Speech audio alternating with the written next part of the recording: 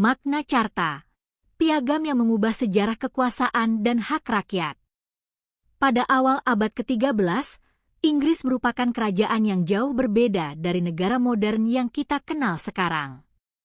Tidak ada parlemen seperti saat ini, tidak ada pemilu untuk menentukan siapa yang memimpin, dan sebagian besar masyarakat tidak memiliki hak politik sebagaimana yang dikenal pada zaman modern. Raja memiliki kekuasaan yang sangat besar, sementara para bangsawan, gereja, petani, pedagang, dan rakyat biasa hidup dalam sistem sosial yang sangat bertingkat. Namun pada tahun 1215, sebuah dokumen yang awalnya dibuat untuk menyelesaikan konflik antara seorang raja dan para bangsawannya justru menjadi salah satu dokumen paling terkenal dalam sejarah dunia. Dokumen tersebut dikenal sebagai Magna Carta. Piagam ini lahir dari konflik antara Raja John dari Inggris dan kelompok baron yang menentang kebijakan pemerintahannya. Pada awalnya, Magna Carta bukanlah deklarasi demokrasi modern. Tujuan utamanya adalah membatasi tindakan raja terhadap para bangsawan dan menyelesaikan perselisihan politik serta keuangan. Namun seiring berjalannya waktu, beberapa prinsip yang terkandung di dalamnya berkembang menjadi gagasan yang jauh lebih besar. Gagasan bahwa seorang penguasa tidak boleh bertindak sepenuhnya di luar hukum. Gagasan bahwa seseorang memiliki hak untuk mendapatkan proses hukum. Dan gagasan bahwa bahkan seorang raja harus tunduk pada hukum. Dari sebuah konflik politik di Inggris abad pertengahan, lahirlah salah satu simbol penting dalam perjalanan panjang menuju pemerintahan berdasarkan hukum. Krisis Raja John dan jalan menuju Magna Carta.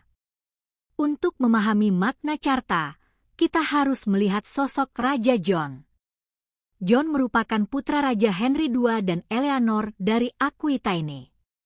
Ia juga merupakan saudara dari Richard I, yang lebih dikenal sebagai Richard de Lionheart atau Richard si Hati Singa.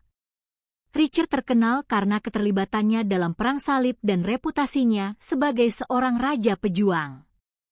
Namun ketika Richard meninggal pada tahun 1199, John menjadi Raja Inggris. Kedudukan tersebut seharusnya membawa kekuasaan dan kehormatan besar. Tetapi pemerintahan John segera menghadapi berbagai masalah. Salah satu masalah terbesar adalah perang melawan Prancis. Inggris pada masa itu memiliki wilayah dan kepentingan yang luas di Prancis. Para penguasa Inggris juga memiliki tanah yang sangat luas di daratan Eropa. John berusaha mempertahankan wilayah tersebut. Namun pada awal abad ke-13, ia mengalami serangkaian kekalahan. Pada tahun 1204, Normandia jatuh ke tangan Raja Philip II dari Prancis. Kehilangan Normandia merupakan pukulan besar. Normandia memiliki arti khusus bagi kerajaan Inggris. Hubungan antara Inggris dan Normandia telah terbentuk sejak penaklukan Norman pada tahun 1066. Ketika wilayah tersebut hilang, John harus berusaha mengumpulkan dana untuk melanjutkan peperangan. Dan disinilah masalah mulai menjadi semakin serius. Perang membutuhkan uang. Tentara membutuhkan perlengkapan. Kapal membutuhkan biaya. Benteng membutuhkan pemeliharaan. John kemudian meningkatkan tuntutan keuangan kepada para bangsawan. Ia mengenakan dan menuntut berbagai pembayaran serta denda yang membuat banyak baron semakin tidak puas. Sistem pemerintahan abad pertengahan memang memungkinkan raja menarik berbagai bentuk pembayaran dari para bawahannya. Namun masalah muncul ketika para bangsawan merasa tuntutan tersebut terlalu berat atau tidak adil. John juga memiliki reputasi sebagai penguasa yang sulit dipercaya oleh sebagian bangsawannya. Konflik antara raja dan baron semakin memburuk. Selain persoalan uang dan perang, John juga mengalami konflik dengan gereja Katolik. Ia berselisih dengan Paus Innocent III mengenai penunjukan Uskup Agung Canterbury. Konflik tersebut berlangsung selama bertahun-tahun dan akhirnya menyebabkan Inggris berada di bawah interdikt, sementara John sendiri kemudian menghadapi tekanan besar dari gereja. Pada akhirnya, John menyerah dan menerima otoritas Paus. Namun persoalan politik di dalam negeri belum selesai. Kegagalan militer di Prancis, beban keuangan, konflik dengan gereja, dan ketidakpuasan para bangsawan semuanya mulai bertemu menjadi satu krisis besar. Para baron akhirnya mengambil tindakan. Mereka tidak lagi hanya mengeluh. Mereka mulai menentang raja secara terbuka. Pada tahun 1215, tekanan terhadap John mencapai puncaknya. Para pemberontak menguasai sejumlah wilayah dan menuntut agar raja menerima batasan terhadap kekuasaannya. John kemudian bertemu dengan para baron di Runnymede, sebuah padang rumput di dekat sungai Thames. Di tempat inilah sebuah dokumen disusun. Dokumen itu kemudian dikenal sebagai Magna Charta Libertatum, yang secara sederhana dapat diterjemahkan sebagai piagam besar kebebasan. Tanggal yang sering dikaitkan dengan peristiwa penting tersebut adalah 15 Juni 1215. Pada hari itu, John menyetujui sebuah piagam yang berisi berbagai ketentuan mengenai hubungan antara raja dan para bangsawan. Namun pada awalnya, tidak semua hal berjalan seperti yang diharapkan. Magna Charta yang disepakati pada tahun 1215 segera menghadapi masalah. Paus Innocent III menolak piagam tersebut dan menyatakan bahwa John tidak seharusnya dipaksa menerima perjanjian itu. Konflik kembali pecah. Perang antara Raja John dan para baron pun berlanjut. Dengan kata lain, Magna Charta versi 1215 sebenarnya tidak langsung menciptakan perdamaian permanen. Namun meskipun gagal menghentikan konflik secara langsung, dokumen tersebut meninggalkan sesuatu yang jauh lebih penting. Sebuah gagasan bahwa kekuasaan raja dapat dibatasi oleh aturan. Apa sebenarnya isi Magna Charta? Banyak orang modern mengenal Magna Charta sebagai dokumen yang menjamin kebebasan dan demokrasi. Namun gambaran tersebut perlu dipahami dengan konteks sejarah. Magna Charta bukanlah konstitusi demokratis seperti yang kita kenal sekarang. Pada tahun 1215, masyarakat Inggris masih merupakan masyarakat feodal. Sebagian besar penduduk bukanlah bangsawan. Mereka tidak memiliki hak politik modern. Tujuan utama Magna Charta adalah menyelesaikan konflik antara Raja John dan para baron serta melindungi kepentingan tertentu dari para bangsawan dan gereja. Meski demikian, beberapa ketentuannya memiliki konsekuensi sejarah yang sangat besar. Salah satu prinsip penting adalah pembatasan terhadap tindakan sewenang-wenang raja. Raja tidak seharusnya dapat menggunakan kekuasaannya sesuka hati tanpa mempertimbangkan hukum dan aturan yang berlaku. Salah satu bagian Magna Charta yang kemudian menjadi sangat terkenal berkaitan dengan kebebasan seseorang dari penahanan atau hukuman tanpa proses hukum yang semestinya. Prinsip ini kemudian sering dikaitkan dengan konsep due process of law. Dalam perkembangan berikutnya, gagasan tersebut menjadi sangat penting dalam tradisi hukum Inggris dan kemudian memengaruhi sistem hukum di berbagai negara. Ada pula ketentuan yang berkaitan dengan pajak. Raja tidak dapat begitu saja menuntut sejumlah pembayaran tertentu tanpa mengikuti mekanisme yang disepakati dalam piagam. Sekali lagi, pada saat itu konsep tersebut terutama berkaitan dengan hak dan kepentingan para bangsawan. Namun gagasan yang muncul jauh lebih besar daripada konteks awalnya. Jika raja harus mengikuti aturan ketika berhadapan dengan para baron, maka muncul pertanyaan yang lebih luas. Apakah seorang raja benar-benar berada di atas hukum? Jawaban yang perlahan berkembang dalam tradisi hukum Inggris adalah tidak. Raja memang memiliki kekuasaan besar. Namun kekuasaan tersebut tidak sepenuhnya tanpa batas. Salah satu ketentuan paling terkenal dalam Magna Charta menyatakan bahwa seseorang yang bebas tidak boleh ditangkap, dipenjara, dirampas haknya, diasingkan, atau dihukum tanpa proses hukum yang semestinya. Namun penting untuk memahami kata bebas dalam konteks zaman itu. Sebagian besar masyarakat Inggris abad ke-13 bukanlah orang bebas dalam pengertian politik modern. Karena itu, jangan membayangkan Magna Carta sebagai dokumen yang tiba-tiba memberikan kebebasan kepada seluruh rakyat Inggris. Perkembangannya berlangsung jauh lebih panjang. Magna Carta merupakan salah satu batu pijakan dalam perjalanan tersebut. Dan justru perjalanan setelah tahun 1215 yang membuat dokumen ini semakin penting. Magna Carta setelah Raja John. Raja John meninggal pada tahun 1216. Putranya, Henry III, kemudian naik tahta. Karena Henry masih sangat muda, pemerintahan dijalankan oleh para wali dan penasihat. Untuk mendapatkan kembali stabilitas politik, Magna Carta diterbitkan kembali pada tahun 1216 dengan beberapa perubahan. Piagam tersebut kemudian diterbitkan kembali pada tahun 1217. Versi yang lebih terkenal kemudian muncul pada tahun 1225 ketika Henry III telah memiliki kekuasaan lebih besar. Versi 1225 menjadi salah satu bentuk penting Magna Carta yang kemudian diwariskan kepada generasi berikutnya. Hal ini menunjukkan sesuatu yang menarik. Magna Carta bukanlah satu dokumen yang hanya dibuat sekali kemudian selesai. Ia mengalami perubahan, penerbitan ulang, dan penafsiran sepanjang sejarah.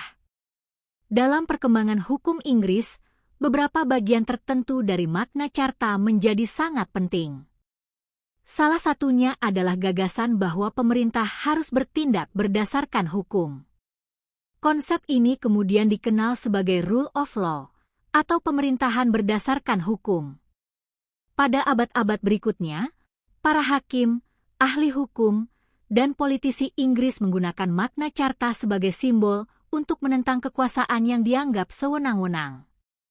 Salah satu tokoh penting dalam perkembangan pemikiran tersebut adalah Sir Edward Coke pada abad ke-17. Coke menafsirkan Magna Carta sebagai salah satu dasar kebebasan tradisional orang Inggris. Walaupun penafsiran tersebut tidak selalu sama dengan maksud asli dokumen tahun 1215, pengaruhnya sangat besar. Magna Carta mulai berubah dari sebuah perjanjian feodal menjadi simbol kebebasan dan pembatasan kekuasaan pemerintah. Perubahan makna tersebut merupakan salah satu alasan mengapa Magna Carta tetap terkenal hingga zaman modern. Pada abad ke-17, Inggris mengalami konflik besar mengenai hubungan antara raja dan parlemen. Para penentang kekuasaan absolut menggunakan sejarah hukum Inggris untuk mendukung gagasan bahwa raja tidak dapat memerintah tanpa batas.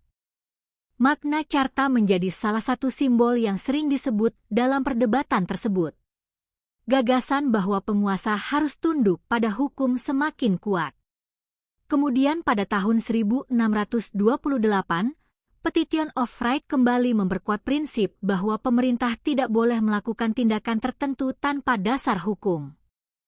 Pada akhir abad ke-17, English Bill of Rights 1689 juga menjadi tonggak penting dalam pembatasan kekuasaan kerajaan. Semua perkembangan tersebut bukanlah hasil langsung dari Magna Carta.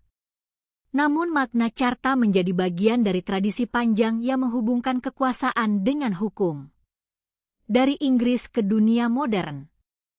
Pengaruh Magna Carta kemudian melampaui Inggris.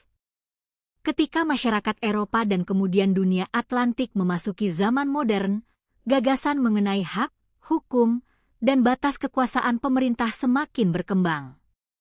Di Inggris, prinsip-prinsip hukum yang dikaitkan dengan Magna Carta terus digunakan dalam perdebatan politik. Kemudian pengaruh pemikiran hukum Inggris menyebar ke koloni-koloni Inggris di Amerika Utara.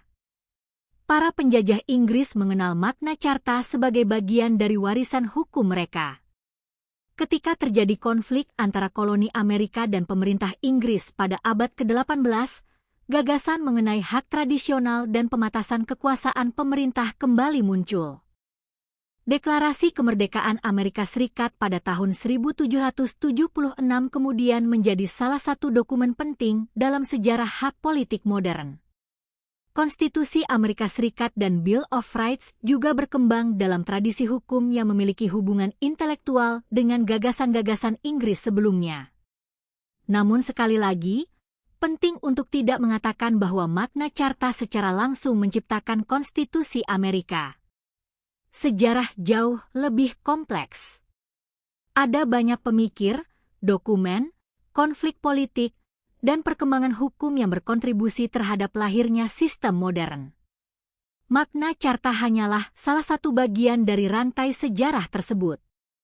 Pengaruhnya juga dapat dilihat dalam perkembangan konsep habeas corpus, yaitu perlindungan terhadap penahanan yang tidak sah.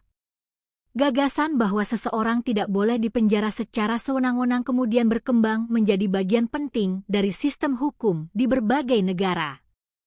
Dalam sistem modern, prinsip tersebut menjadi salah satu bentuk perlindungan terhadap kebebasan individu.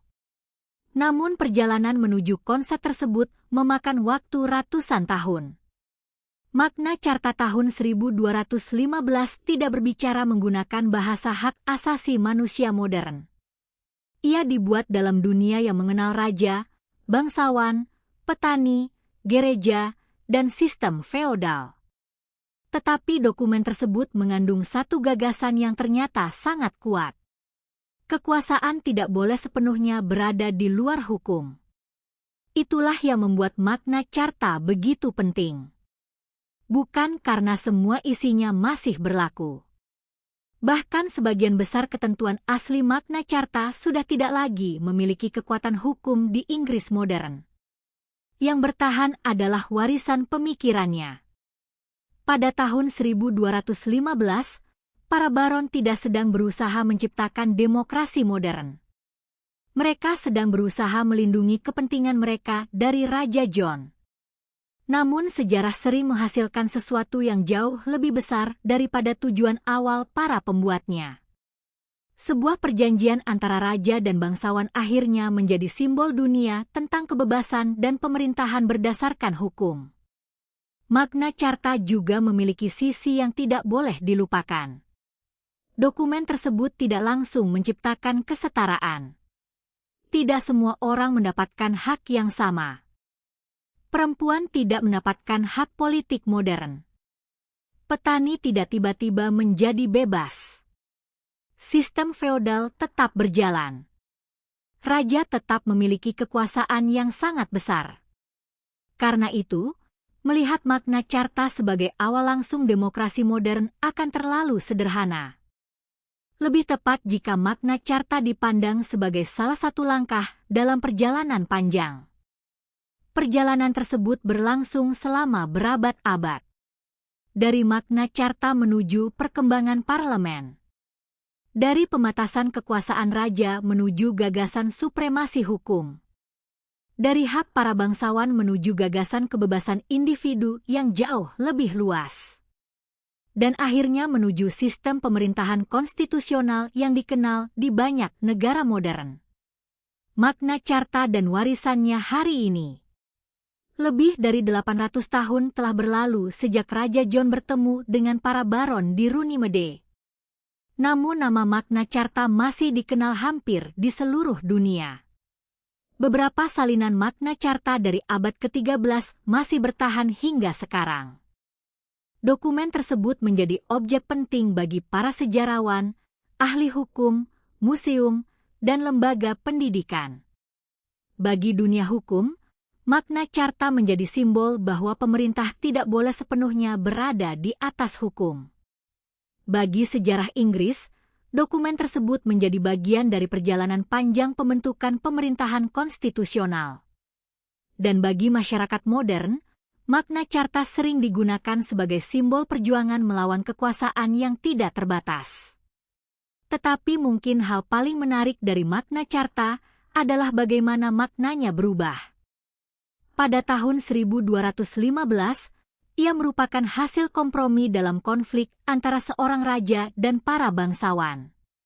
Beberapa abad kemudian, ia menjadi simbol kebebasan. dan di zaman modern, namanya sering dikaitkan dengan hak hukum, proses peradilan yang adil, serta gagasan bahwa pemerintah harus tunduk pada aturan. Sejarah Magna Carta mengajarkan bahwa sebuah dokumen tidak selalu memiliki arti yang sama sepanjang zaman. Makna sebuah dokumen dapat berkembang mengikuti masyarakat yang menggunakannya. Raja John mungkin tidak pernah membayangkan bahwa piagam yang ia setujui di Runnymede akan dikenang lebih dari 8 abad kemudian. Para baron yang menekan John mungkin juga tidak membayangkan bahwa tuntutan mereka akan menjadi bagian dari sejarah hukum dunia. Namun itulah yang terjadi. Sebuah konflik lokal di Inggris abad pertengahan menghasilkan dokumen yang kemudian menjadi simbol global. Magna Carta bukanlah akhir dari perjuangan menuju kebebasan. Ia bahkan bukan awal yang sempurna. Tetapi ia merupakan salah satu bagian penting dari perjalanan panjang manusia dalam menjawab pertanyaan besar. Seberapa besar kekuasaan yang boleh dimiliki seorang penguasa? Dan yang lebih penting, apakah seorang raja, pemerintah, atau pemimpin harus tunduk pada hukum? Jawaban yang berkembang sepanjang sejarah adalah bahwa kekuasaan harus memiliki batas. Hukum harus memiliki kedudukan yang lebih tinggi daripada kehendak pribadi seorang penguasa. Dan ketika pemerintah menggunakan kekuasaan terhadap seseorang, harus ada aturan yang mengatur bagaimana kekuasaan tersebut digunakan. Itulah warisan terbesar Magna Carta. Bukan sekadar lembaran perkamen tua. Bukan sekadar perjanjian antara Raja John dan para baron, melainkan sebuah simbol dari perjuangan panjang untuk memastikan bahwa kekuasaan tidak dapat digunakan tanpa batas. Pada akhirnya, Magna Carta mengingatkan kita bahwa perubahan besar dalam sejarah terkadang bermula dari konflik yang tampaknya sangat sederhana. Seorang raja membutuhkan uang. Para bangsawan menolak. Mereka bertemu. Mereka bernegosiasi. Sebuah piagam dibuat.